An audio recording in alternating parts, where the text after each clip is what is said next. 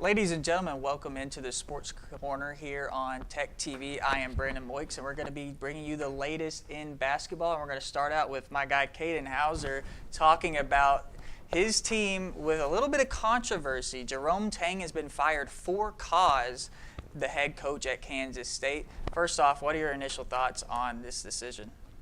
You know, I'm not even surprised. I thought we might wait till the end of the season, but then he wanted to come out and say that the players don't even deserve to wear the jerseys. I mean, he had one of the craziest pressers I've ever seen. Coming out and it's just blasphemy on every single Kansas State player. He hasn't had a good year since 2022-23. That was the year he got blessed with Marquise Noel, Keontae Johnson, Daquan Tomlin, all these guys. He got blessed with them. 71-57 overall, has a losing record in the Big 12 at 29-39. This year we're 1-11 in Big 12 play. We have P.J. Haggerty. He's one of the best scorers in the nation, and we're 1-12 in Big 12 play. We haven't done anything. The only thing Tang is known for is being at Baylor and being all right, and then the big play in March Madness, having a great year with Noel, and then now this presser. That's all.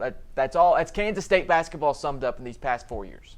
Yeah, I mean, that one play, the alley-oop with Marquise Noel, where they're, like, talking to each other. They're, like, pretending to be confused about the play. And I think that was just a magical year for Kansas State. That was, I believe, Jerome Tang's first year with the Wildcats. And he won Naismith Coach of the Year. They went to the Elite Eight. They had an absolutely incredible team.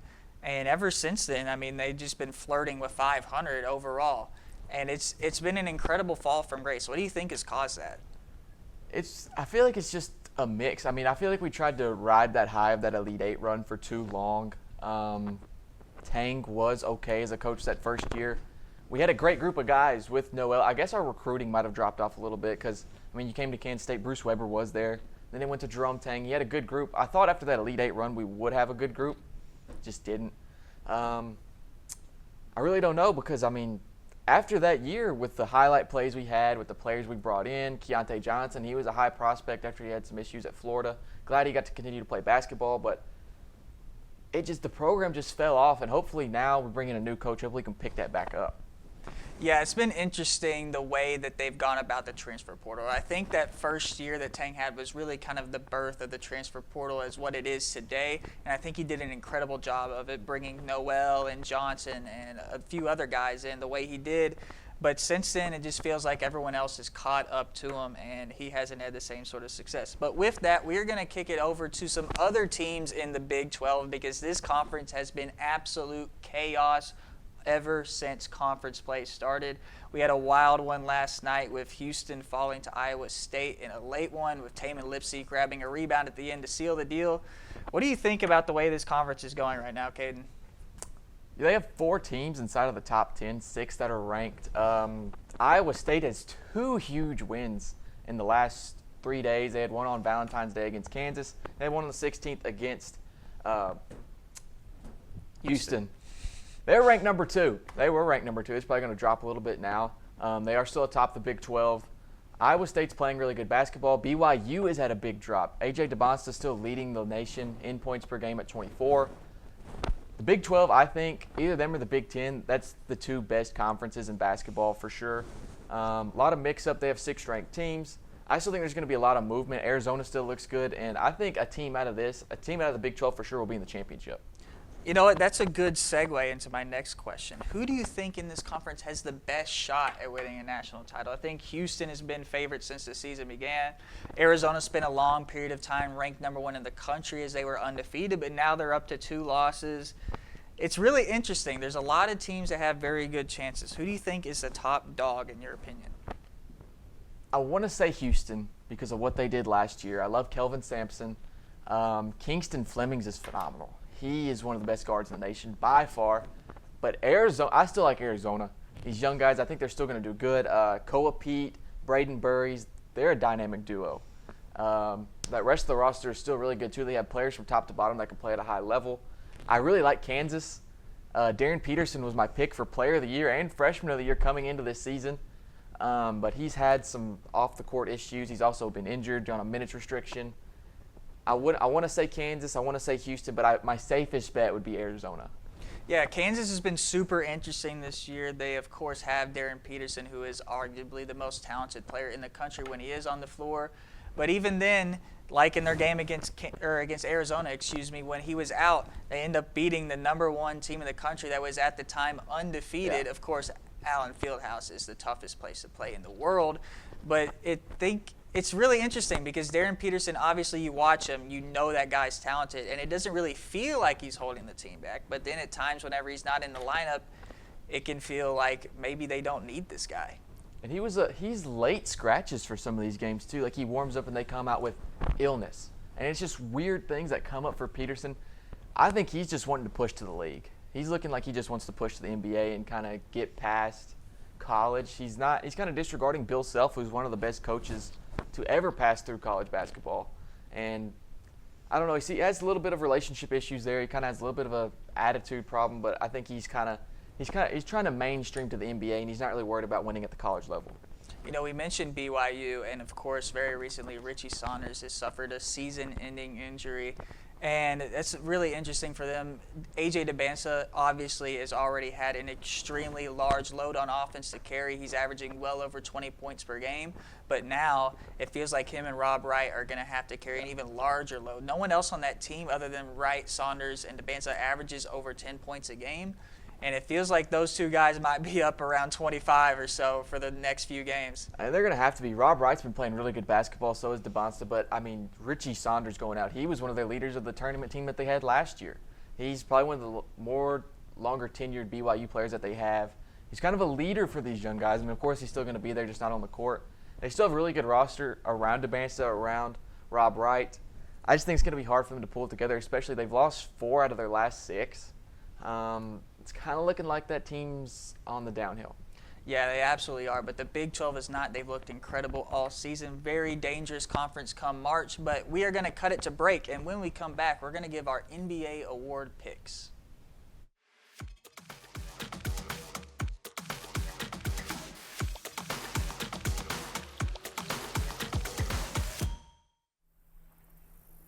Everyone tells you to think about the future. But we know there's growth in the journey. At ATU, we value this moment because here, nature becomes your classroom. So breathe it in. You've got this. Right here, right where you are. Focus on the now because our focus is on your success.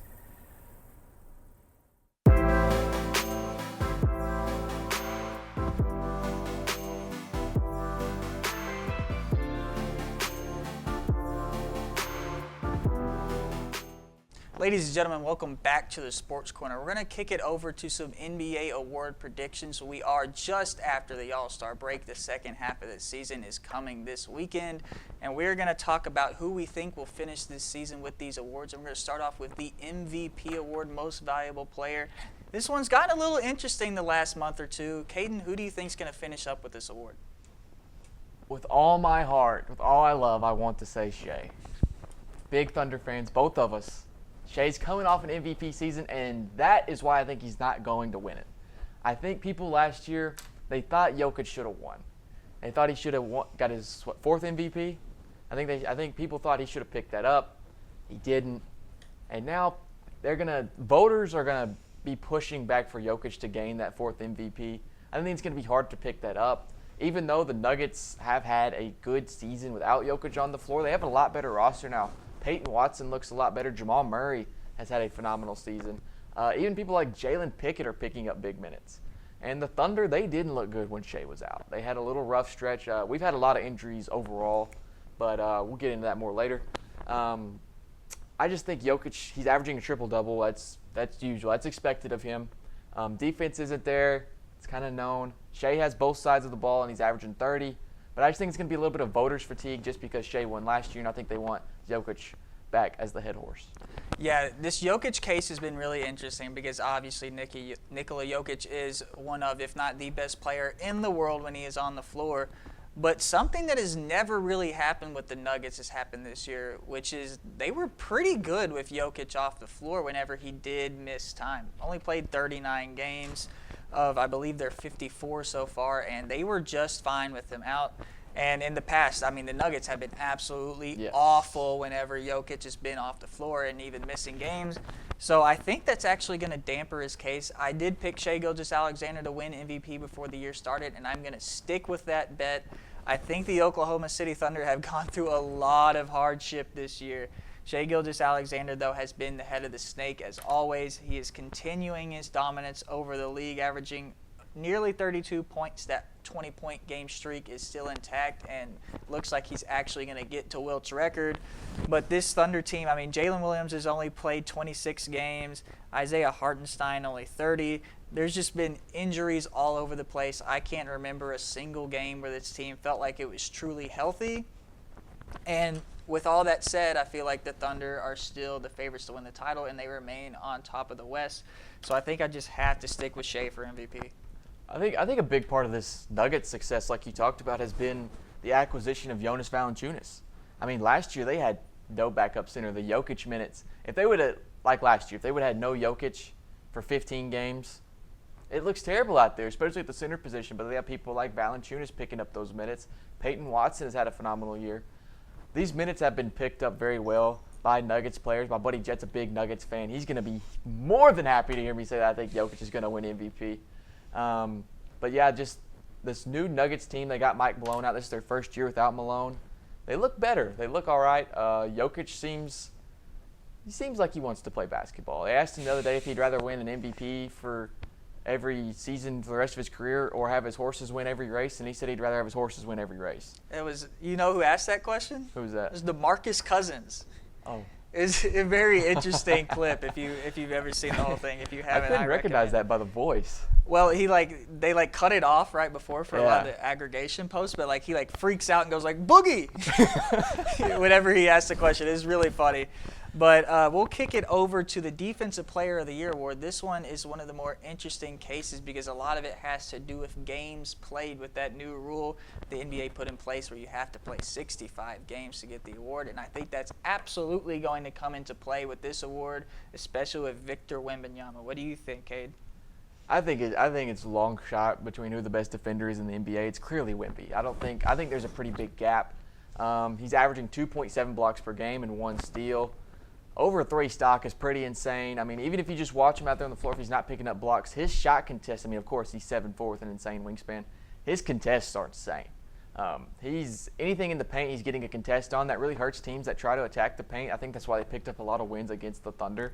We really try to get to the rack, and he's a big deterrent in there. And, I mean, anytime you try to get close to that painted area, he's going to stop that. The only person I've seen this year in the Spurs games I've watched that's kind of limited that is Cooper Flagg. He took a lot of floaters whenever they played the Spurs and kind of barely just got over the outstretched arm of Wemby.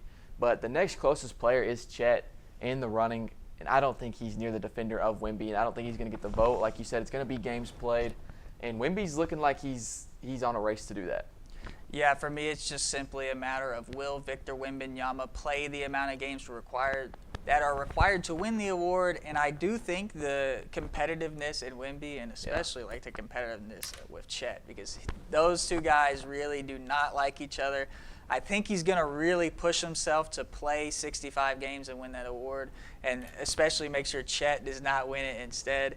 And I do believe that he will hit that threshold, barring some type of freak injury that he just absolutely cannot play through. Yeah, he's the best defender in the league. Rim protector for sure. He can even play perimeter defense. And it's just the games. Last year he would have won it if he would have made the game amount. This year he's definitely on pace. So I think he'll reach that. Spurs are playing really good basketball. There's no reason for him to not see the floor unless they're trying to just kind of load him off for playoffs. That would be my one big worry. If you're a Spurs fan, rooting for him getting that award is them resting him just because you don't want him to get injured and they're not too worried about awards. But I think Wemby's going to push the coaching staff to let him play at least the bare minimum of games to get that award. Yeah, we're going to move on to the Rookie of the Year award, and this is one of the more interesting cases to me. This is really a two-man race at the moment, in my opinion, and the leader, in my opinion, was not the guy you expected starting off the season. We all expected Cooper Flagg to be the favorite coming out, and he was that, but Colin Knippel has played at an incredibly high level, averaging almost 20 points per game at an efficient clip, and he's playing winning basketball. It's not just guy on a bad rookie team. He's just putting up nice stats. No, Con Knippel is significantly contributing to winning for the Charlotte Hornets team. They've won 9 of their last 10. They are super hot. They're playing the best basketball I've seen out of Charlotte in a very long time, and Con Knippel has really been the catalyst for a lot of that, and I think because of that, he has to be the favorite right now for Rookie of the Year, even over Cooper Flagg. Yeah, Hornets basketball is just fun to watch. I mean, if you watch a Hornets game, those guys are lively. They're wanting to play. LaMelo's getting along with Kneppel. Ryan Kalkbrenner has been another good pickup for them. Miles Bridges has played good minutes. This team is working at a very high level. Cooper Flagg, though, he's great. The main thing that I'd say he's holding on to, because of course he's not getting the wins, is in that 4-game stretch, it wasn't too long ago, he had 170 points in 4 games. Or over that, and it's the record for 4-game stretch by a rookie. He beat Allen Iverson. Flagg is amazing. He can score on all 3 levels. That 3-pointer's kind of starting to get there. The percentage is still low, but he's shooting them more confidently. And of course, he's scoring at the rack. He can rebound very well, pass very well. He's a great defender. Kneppel is still kind of coming around on defense, in my opinion. His defense isn't great, but he's already broke the 3-point record for rookies in his game span, and he's a phenomenal shooter. But I want Flagg to win for the city of Dallas.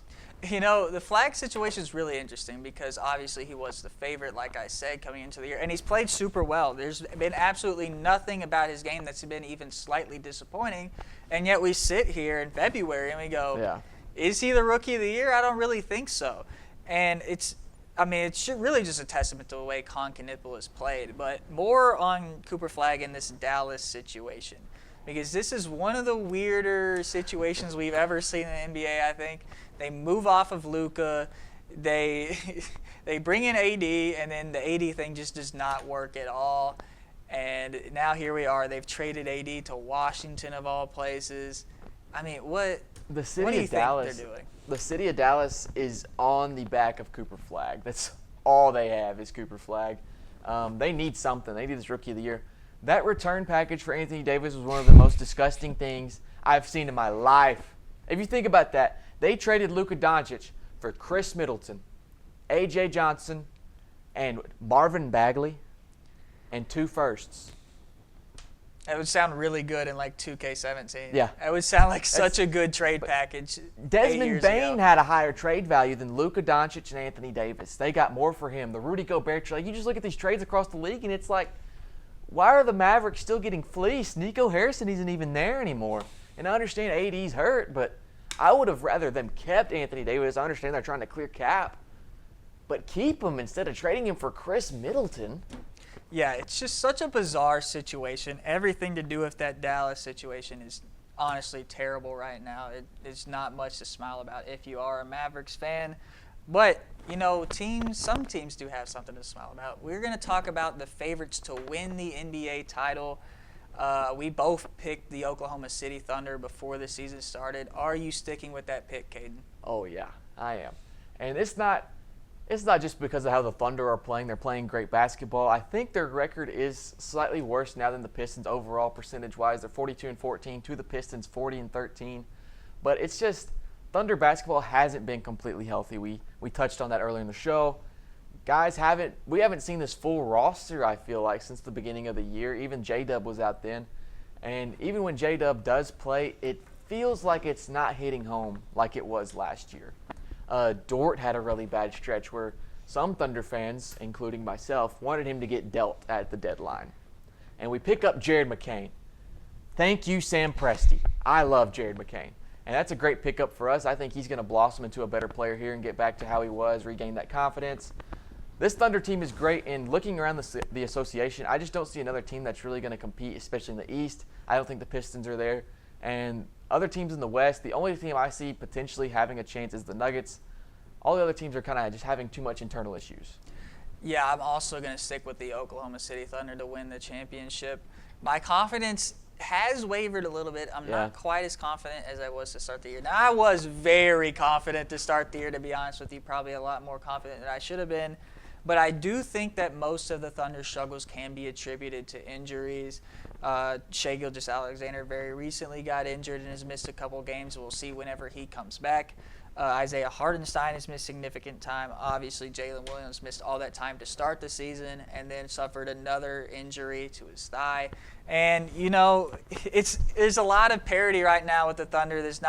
We don't really know what to expect on a game-to-game basis. But I think if they can just get healthy before we get to June, it'll all be okay. But we do need to give some respect to the other teams in the league. You mentioned the Detroit Pistons. They currently have the best win percentage in the NBA, which, I don't know, that probably hasn't been said since like 2006 about Detroit. But Cade Cunningham is playing at a very high level. Jalen Duren is a most improved player candidate after he just made his first All-Star appearance. Duncan Robinson, I think, is a guy who deserves more love. He's been a very good connective piece for that Detroit offense. Everyone knows that Duncan Robinson can shoot the cover off the basketball, but they need to give him more respect as an off-the-ball connection and a passer. But what do you think about this Detroit team? I think they look great, and they're not just playing great basketball, but they're having phenomenal pickups like Duncan Robinson. Another one that's been great to me, he hasn't seen a whole lot of play, but when he does get to play, he plays great. That's Dennis Jenkins. He has been phenomenal. He just got signed off a two-way. They're picking up guys that are playing phenomenal minutes. Jalen Duren has been amazing. Asar Thompson has played really good basketball. This whole team, you can tell in Detroit, they've been through thick and thin together. They've kind of kept the same roster. They haven't made a whole lot of changes. They lost Malik Beasley at the beginning of the season, kind of in the off season to off-the-court issues, and that kind of hurt because he was a really good player for them last season. But they've done a nice job of filling that void in people like Duncan Robinson, Dennis Jenkins, Asar Thompson. Whatever you want to say, they filled the roles. Cade Cunningham is playing very high-level basketball. I think they're a great contender in the East. I just don't think they're a title team. Yeah, Dennis Jenkins was one of those guys, like, not very long ago, he checks into the game and you go, You're like, who is that? But, he's carved himself a great role there in Detroit and has become a very significant player to the team. But we do need to also look out west to see some teams that have a chance at the title, specifically San Antonio and Denver. Which one of those teams do you think poses the biggest threat to the Thunder? I feel like the better team that's going to compete in the playoffs. So if we're looking at the bracket, if whoever we were to face first, I would rather us face the Nuggets early than the Spurs. Because I think the Nuggets, when they get closer and closer and closer to that title, they get more hungry. Jokic is like, all right, it's almost done. I can almost go home. It's almost out. But I just want to win. He still wants to win. And I just think the Spurs' experience might get to him a little bit. But, man, how we looked against them in the regular season, that scares me. That's just, it's daunting. Yeah, the Spurs absolutely played very well in quite a few periods against the Oklahoma City Thunder, but that is all we have time for with the NBA. We're going to cut it to break, and when we come back, we're going to do a little trivia for you guys. We'll see you after the messages. You can trust your local TV and radio stations to deliver the information you need when it matters most. As misinformation floods social media, you can trust us to deliver the truth. We are broadcasters. What's up, NFL fans? Quarterback Josh Dobbs here. You may know me as the Pastronaut.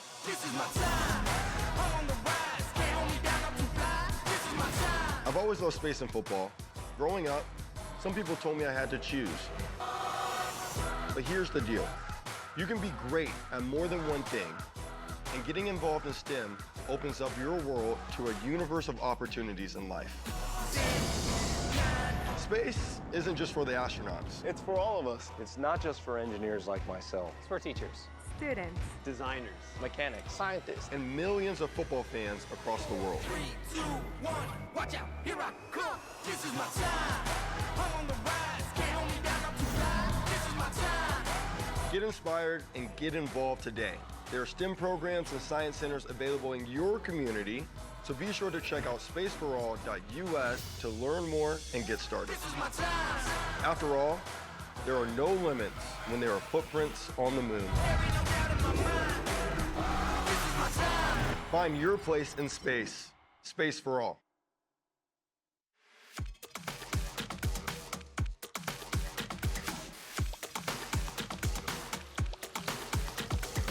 Ladies and gentlemen, welcome back. We're going to do a little bit of trivia for you guys. We're going to have Addie behind the scenes giving us the questions. You will be able to hear her. You will not be able to see her. I just threw my pen on the floor. But we are going to get into this. Addie, what do you got for us? Okay, so question number 1. We're going to start off a little easy since it's the first show of the semester, okay?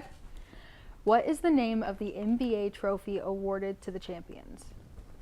Spelling counts. Oh, I believe I know how to spell it, but. Okay. I'm ready when you are, Caden. All right, I'm ready. All right. Okay, let's cut to Brandon's answer. I I need don't to know write how bigger. Okay. the Larry O'Brien. And then what about Caden's? I put Larry O'Brien trophy. Well, she Okay. said the trophy. I already did say trophy, but you both get a point. You Okay. did spell it right, okay? Keep a tally of your own points too. I'll try to do it. We'll write a check on the ones we get right. Okay. So, who was the first non-American player to win NBA MVP? I had to sprinkle in some difficulty, I think. No. Now Just this for the record, audience, I do not know basketball. No, I don't know this one. you don't. I don't know. Spelling doesn't count on this one. Well, And I'm taking a I shot hope in the you dark. guys got it though. I didn't even write the last name because of the spelling. Yeah, I don't know how to attempt it. But are you ready? Oh, Go no ahead. way. Hakeem. I put Hakeem too. I couldn't spell the last Okay, name though. Caden, raise yours a little bit more. I didn't even bother with the last name. Okay, I go back just to wrote Caden's. Akeem. I tried, but I hope they can't see it. Akeem the Dream Olajuwon. Okay, Cam 2. Caden. No? We're good. Okay, we're good. Okay, you guys both got it. Do you want to guess the year though? What a shot in the dark. 1995. Caden, do you want to guess? 94. Gosh, they can hear you. 94. Okay, moving on. Back to an easy one, okay? What were the Oklahoma City Thunder originally called? Okay. You guys got to get this one. You guys are big OKC fans. All for the city.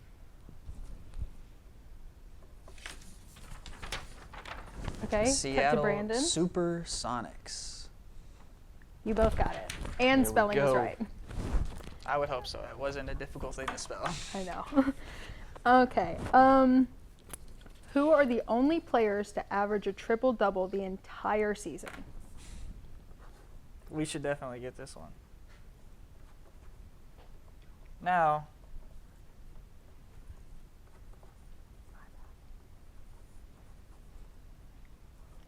there's one name that I think is on here. I have 3. I also am putting a third. I believe this third name is correct. It obviously did not make the news as much, but I have Oscar Robertson, Russell Westbrook, and Nikola Jokic. I have the same 3. Okay. You guys both got it, but do you want to do a tiebreaker? Do we have a tiebreaker? Well, I have one more question. Okay. But do you guys want to guess the seasons in which Westbrook did it? I do know the answer. How many times did he do it? Oh, I don't know how many times he did it. It's a lot. But I can tell you the first year. Just take a guess.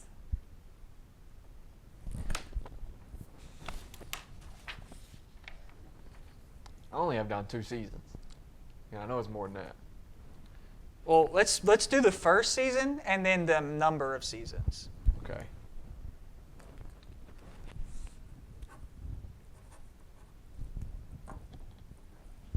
Okay. Are we ready? Okay. So I said the first is the 2016-17 NBA season, and I believe he did it 4 times.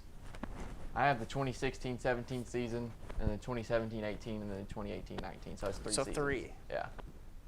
Brandon, you were right because course you I got am. 4 seasons. He also did it in the He did it with 2020 Washington. to 2021 He season. did it with Washington? He did it with Washington. Well, Caden is absolutely distraught, but that is all we have time for. Thank you so much for tuning in to the ATU Sports Corner here on Tech TV. Catch us Thursday with the entertainment show, Monday for news, and we'll see you guys next time.